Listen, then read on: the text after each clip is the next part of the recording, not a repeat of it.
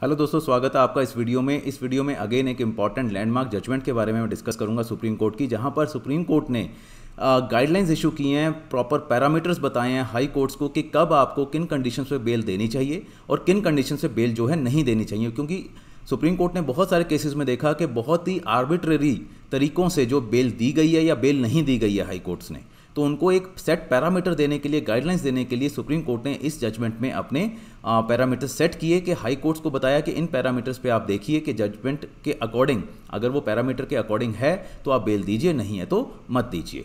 सबसे पहले एक इंपॉर्टेंट अनाउंसमेंट, जो भी लोग स्टेट जुडिशरी एग्जाम के लिए प्रिपेयर कर रहे हैं उनको मैं बताना चाहूँगा कि स्पेसिफिक स्टेट सिलेबस के अकॉर्डिंग, जो भी स्टेट्स आपको स्क्रीन पे दिख रही हैं उनके स्पेसिफिक कोर्सेज जो हैं प्रीलिम्स के लिए, मेंस के लिए, हमने ऑलरेडी जो है अपने प्लेटफॉर्म पर अपलोड कर दिए हैं। प्री रिकॉर्डेड वीडियोज़ वहाँ पर अपलोड किए हुए मिलेंगे आपको। डिस्क्रिप्शन में लिंक दिया हुआ है, आप लिंक पर जाकर देख सकते हैं। डेमो लेक्चर्स हैं, कोर्स कंटेंट है।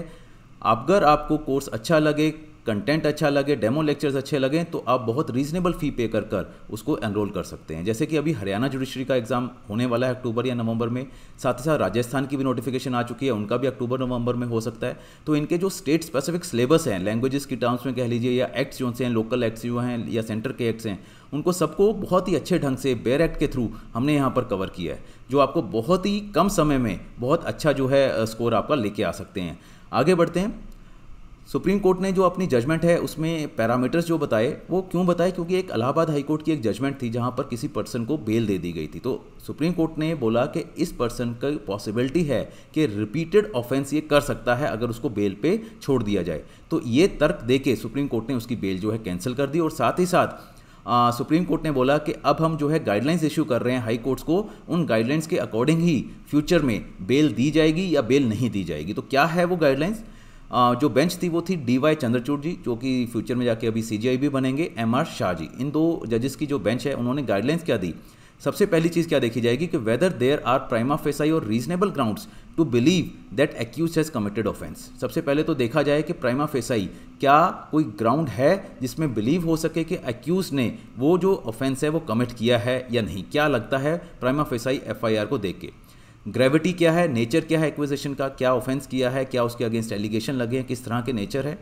दूसरी चीज़, तीसरी चीज़, severity of the punishment in the event of conviction. अगर कन्विक्शन हो जाती है तो कितनी सिवियर पनिशमेंट हो सकती है? लाइफ इम्प्रिजनमेंट होगी, 7 साल की सज़ा होगी, 10 साल की होगी या 2 महीने की सज़ा होगी। तो वो सब चीज़ें भी देखी जाएंगी जब बेल डिसाइड करनी है। Next is danger of the accused absconding if release on bail. ये बड़ी इंपॉर्टेंट हो जाती है कि अगर जज को लगता है कि पर्सन भाग ही जाएगा अगर इसको बेल पे रिलीज़ किया, तो उस केस में बेल जो है कभी नहीं दी जाती, क्योंकि उसी पर्सन को बेल दी जाएगी जो कि बेल लेने के बाद उसका मिसयूज़ ना करे, प्रॉपर तरीके से जब भी ट्रायल कोर्ट बुलाए तो वहाँ पर जाए और जो भी उसकी प्रोसीडिंग हो रही है उसको एक तरह से सही ढंग से माने। अगर वो एक्सकॉन्ड कर जाएगा तो बेल देने का कोई पर्पस नहीं होता, क्योंकि वो सोसाइटी में दोबारा जाकर उस तरह का ऑफेंस जो है कर सकता है। नेक्स्ट इज करेक्टर क्या है? Behaviour and standing of the accused including his और हर एंटीसीडेंट्स। उसका पास्ट कंडक्ट कैसा रहा है, उसका करेक्टर कैसा है सोसाइटी में, बिहेवियर कैसा है, क्या वो क्रिमिनल बैकग्राउंड से है, क्या इस तरह के केसेस में पहले भी इन्वॉल्व रहा है, वो सब चीज़ें भी देखी जाएंगी। Likelihood of the offence being repeated, कि दोबारा ऐसा ऑफेंस करे उसकी क्या पॉसिबिलिटी है, ये भी जज को देखना है वाइल ग्रांटिंग बेल। अगर कोई मर्डर केस में आया है और लगता है कोर्ट को ये दोबारा इस तरह के केस में इन्वॉल्व हो सकता है दोबारा, या दोबारा मर्डर कर सकता है, उसके पास मोटिव है, तो डेफिनेटली वहाँ बेल जो है नहीं दी जा सकती। Reasonable apprehension of the witnesses being influenced. जो भी वहाँ पर ट्रायल में विटनेसेस होंगे, पुलिस इन्वेस्टिगेशन में, जैसे हम बोलते हैं कि हाँ चश्मदीद गवाह, आई विटनेस, कि इस तरह के अगर विटनेसेस को वो इन्फ्लुएंस कर सके, उसको डराए, धमकाए, लालच दे और बोले कि हाँ मेरे खिलाफ गवाही नहीं देनी, तो ऐसे पर्सन को भी बेल नहीं दी जाएगी, क्योंकि वो विटनेसेस को फिर इन्फ्लुएंस करेगा। तो बहुत इंपॉर्टेंट चीज़ है कि इन्फ्लुएंस को, विटनेसेस को इन्फ्लुएंस कर सकता है या नहीं कर सकता, ये भी देखा जाएगा। Danger of justice being affected for grant of bail. क्या किसी भी तरह से जस्टिस डिलीवरी सिस्टम को कोई डेंजर हो सकता है अगर उस पर्सन को बेल दे दें, ये भी जज जो है देखेगा बेल देते वक्त।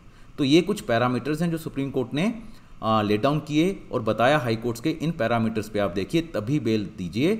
आर्बिट्रेरी वे में ना तो बेल रिजेक्ट कीजिए ना ही बेल ग्रांट कीजिए, राइट।